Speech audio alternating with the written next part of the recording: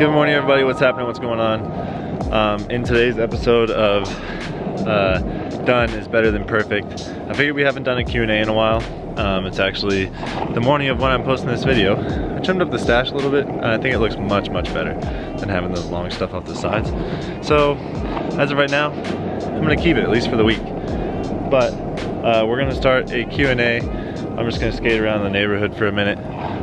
One, warms up my Achilles a little bit, because it's a little less intensive than running. But all right, first question is going to be from Seth Andreas. He asked me on Instagram. He tends to be injury prone, which a lot of people are, especially in the multi. And then in the middle of a multi event, if you encounter a small injury, something you can still work through, what is the best way to deal with it? And if I have any advice for him. For me, the best way to deal with injuries during a multi is to try and maximize your effort in as little attempts as possible. So whether that's first attempt makes in high jump, or first attempt it makes in pole vault, or try and get your best throw first, so that basically your other throws or your other attempts don't have to be as intensive. So in high jump and pole vault, you're taking less attempts, and if you pop a big one in shot or disc or whatever event you're doing, then you don't have to continue to throw, and you can kind of manage the injury a little bit better. And then tape always helps. What do I do if I lose my USA kit? Well, we get a new one every year that we qualify for a US team, so hopefully I don't lose it, but if I do, hopefully I get one the next year. And if I don't get one the next year, hopefully I'll get one the year after that. So it doesn't really matter if we lose it. Hopefully we get it back. And it'd be a lot of gear to lose. It'd be kind of crazy. What non-dairy creamer do I use? I prefer, I think it's Silk. I show it in my videos, maybe 2 videos ago. Or yesterday's video, I went and picked it up from the market. So look at yesterday's video. Silk, vanilla, caramel, or just their sweet cream. Bomb. Most of the time, the vaults in my videos are taking attempts at like between 460 and 5 meters. Just throw up a bungee and hopefully jump it. But they're smaller poles. Do we use discounted lengths or shorter hurdles when we're in practice? And it all depends on what we're working on. If we're trying to work on turnover or speed, or doing standing starts, sometimes we'll use discounted hurdles, but most of the time they're full length. What type of body type should you have for each event?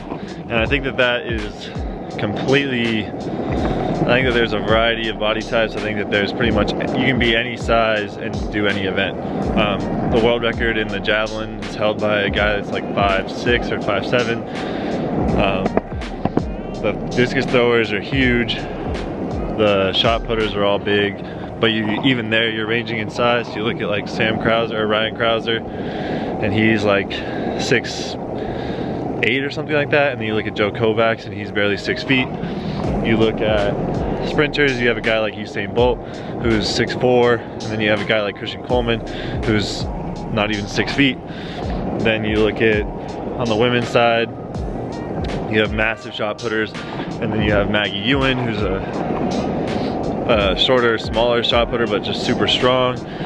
So I think it varies drastically as to just whatever you can get out of your body, not necessarily how you train, not necessarily what your body type is. If you're skinny and you're struggling in the throws, then you just need to be more explosive and a little bit stronger. Don't necessarily worry about distances, just worry about how you're feeling and what you can improve on.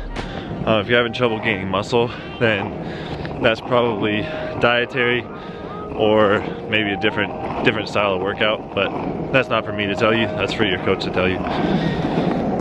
All right, last question, because my hands are freezing. I'm trying to go inside because it's like 30 degrees here in Phoenix.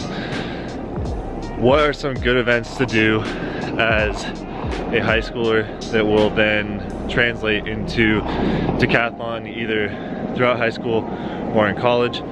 And I would say try and focus on the technical ones. So if you're a heptathlete, try and get some long jump, javelin, and high jump in, and try and hurdle. But so focus more on the technical stuff rather than the sprints and jumps, depending on the jumps. So if you're in high school and you're a boy, try and focus on like the hurdles, discus jab, and pole vault, maybe high jump, because you can train speed in college, and that's what college coaches are really, really good at, but it's much, much harder to train and learn how to do those technical events starting at ground zero when you're already in college. Anyways, that's gonna be the end of today's video. Thank you guys for asking questions. Thank you guys for hanging around. And I hope this wasn't super boring. And I hope I answered some questions for everybody, even though they were just individuals. Anyways, remember, be nice people, don't hurt yourself, don't hurt others, slow down, don't dance so fast, my hands are freezing, and I'm gonna talk to you guys all tomorrow. Okay, bye.